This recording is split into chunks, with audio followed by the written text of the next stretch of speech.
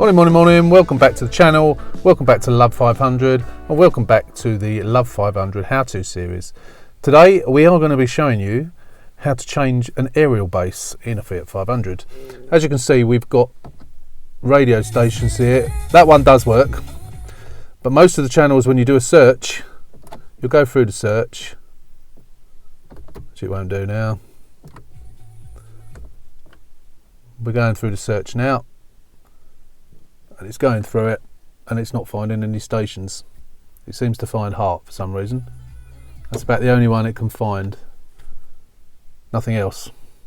So the usual problem with these systems is that the aerial base gets water in. There's a circuit board there, it gets water in and it just blows the circuit board, and therefore the aerial doesn't work properly. Now this is a car that I've not had long, so there is a possibility that the aerial's not in at the back. I think that's unlikely.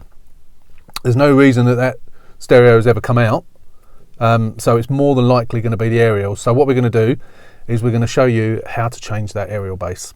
You can buy those aerial bases on eBay, brand new, for about less than £20.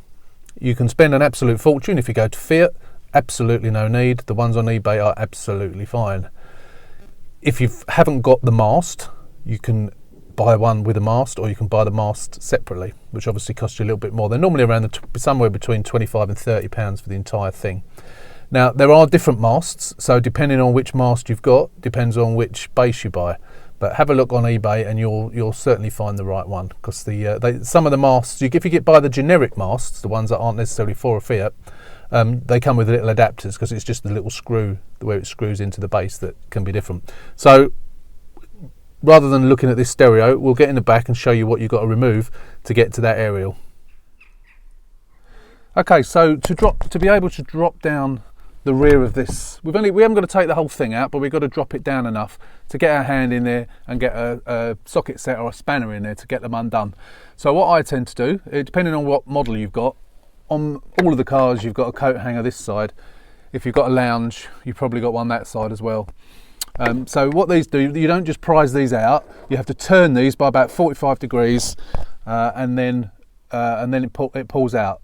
These you can just pull out, but the best thing to use is a tool like this, a plastic one or a metal one. Just get it in there, prise it, and out it comes, just like that.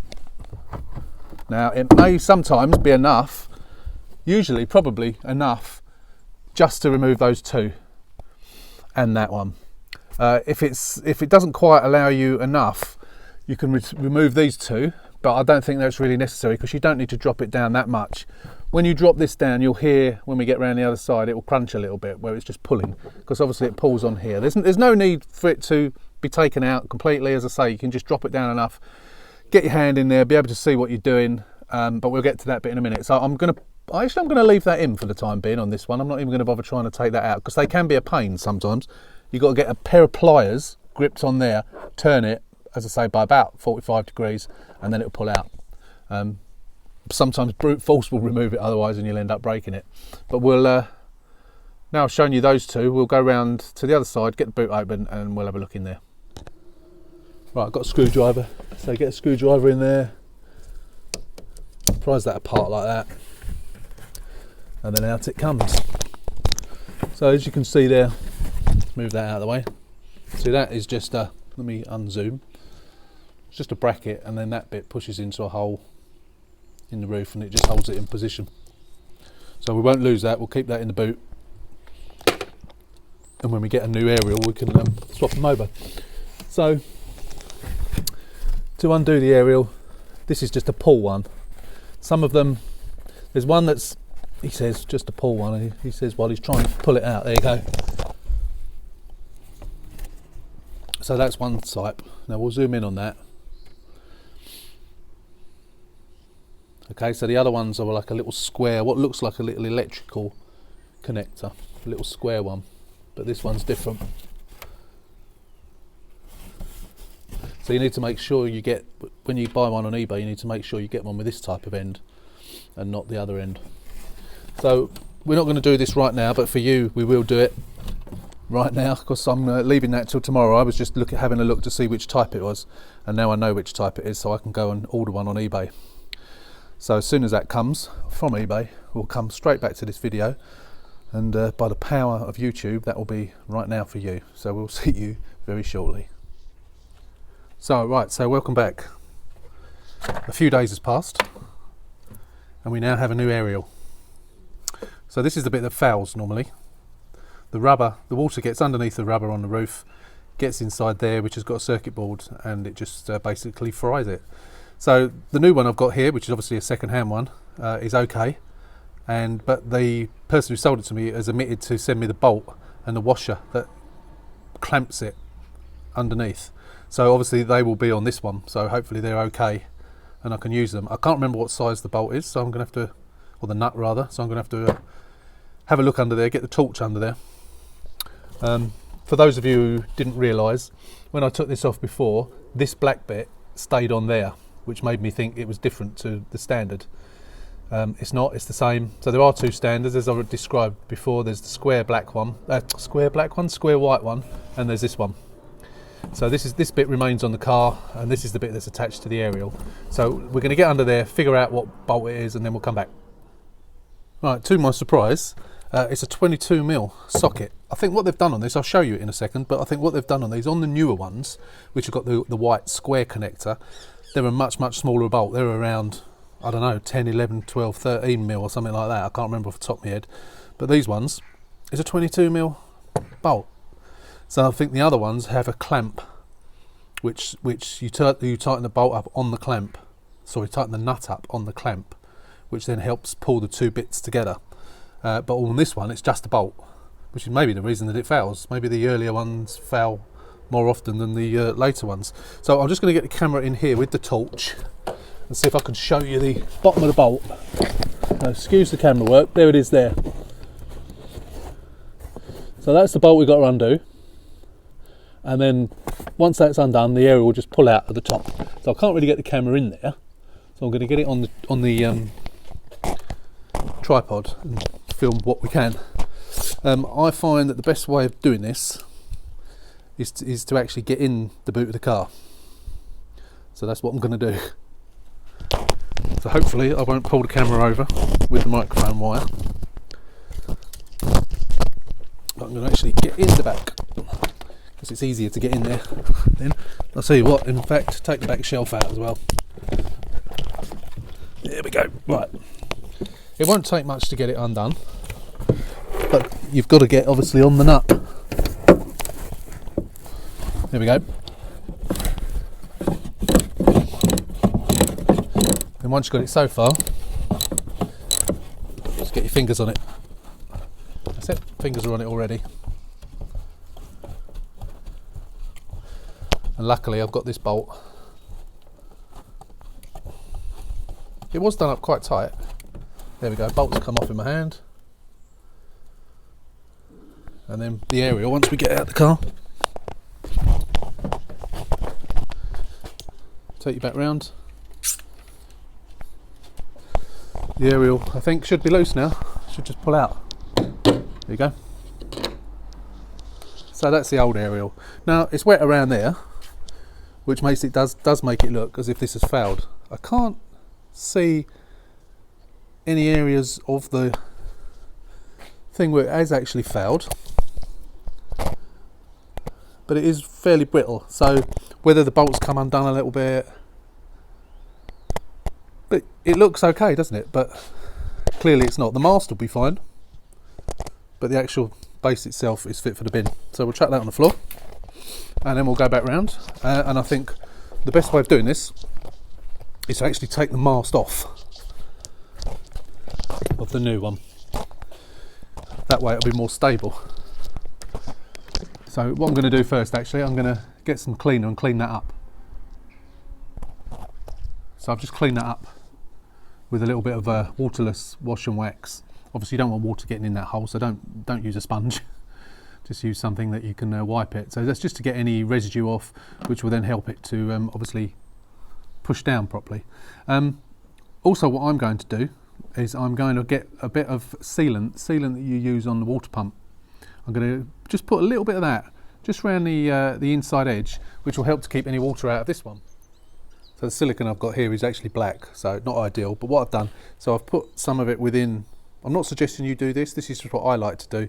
It just gives me a bit of peace of mind that should this outer rubber fail, then it's got more of a chance of actually being in the right place. White silicone would have been better on a white car, but the tube I've got open is black, so I'm not going to open another tube just on the off chance. So I don't know if I can do this one-handed. So feed that in, like so, and then feed that in there, and then push it down, and then that is sort of in position. Now this is, if you've got another person, what I would suggest you do is get one person here to push on that down, another person in the boot doing it up, because when you're in the boot with the hatch on, you can't get an arm round here to hold it and put the bolt on at the same time. So you need to be either have an extra person or just do it carefully. So I'm going to put you back on the tripod, and then we'll show you again how to feed it back in again. I mean, it's the reverse of putting it in, isn't it? So it's easy to do. All you got to do is screw it up. The little cut out there is where the wire goes, because obviously as it turns you need the wire to turn with it, so don't plug it in yet. Don't plug it in until you've actually finished securing it. So put you back on the tripod, and then see what we can do. So torches, it does help if you have a torch, you can actually see what you're doing. So pull that down a bit. So if you get it with a wire, actually the screw turns independently of that bit where the cutout is. So as you're screwing it up, it's not actually making the wire go round. The wire just stays where it is. And do it up, and hopefully, having put that silicone on there, it helps it to grip as well while you're doing the screw up. So the tighter you get that done up, the better. And then you get your spanner.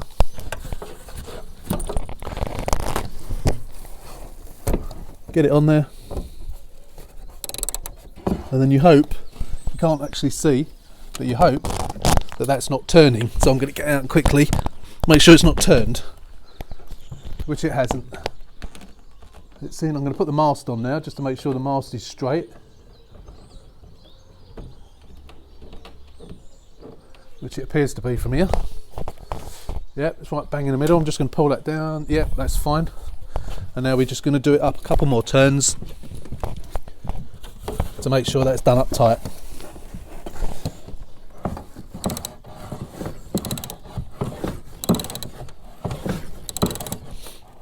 There we go, it's getting tight now. Now I don't want to over tighten it. That will do. And then we just plug that back in. Now that needs to be secured back to where it was before in this thing. So we put that back over there, put that in there, and then we need to find the holes wherever they are. 1, 2, here they are, found them. Somewhere, where are they? I've lost them again.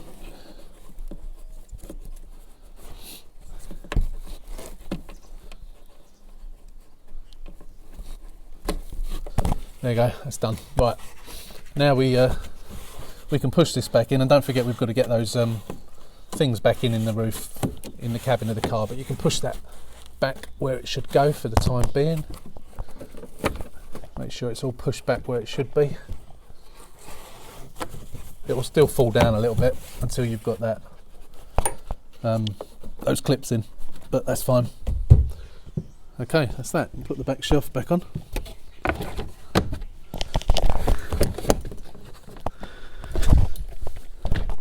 That's it in there, and then we go back into the back of the car. If you're taking that out, obviously you need to get it back in again, and then you've got where they came out of. They literally use your thumb to push them back in again. Oh, and try not to bend them. That's it. and they're in. If it is sometimes easy if you've taken out those ones as well. I've creased the roof a little bit there, which will go. It will go. But if you take those ones out as well, and that side bit, then that will allow that rear of that roof to drop down better. And that's it. So hopefully, when we switch the stereo on in a second, it will actually work.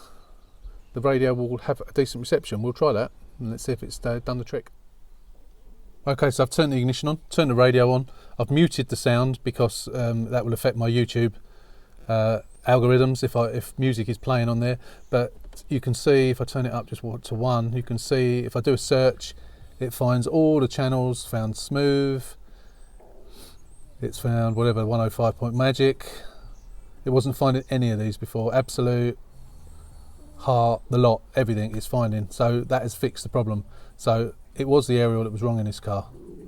So that's fixed. That's another, and of course it tells us on a dashboard if you've got that selected on your menu as to what radio station you're listening to. So that's good. So that's a good job, well done. So yeah, that's good. So that all works. So that is how, if you've got a ropey signal or no signal on your Fiat 500, it's likely to be that aerial. Identify which aerial you've got, the white square one or the one like you've just seen here, and do what I've just done. As I say, the silicon sealant on the roof is, you don't have to put that on. I just like to put it on as a bit of belt and braces to make sure that it does stay working. So that's it. That's another how-to video on the Love 500 how-to series. How to change a radio aerial in a Fiat 500. Thanks for watching. Hope to see you again soon.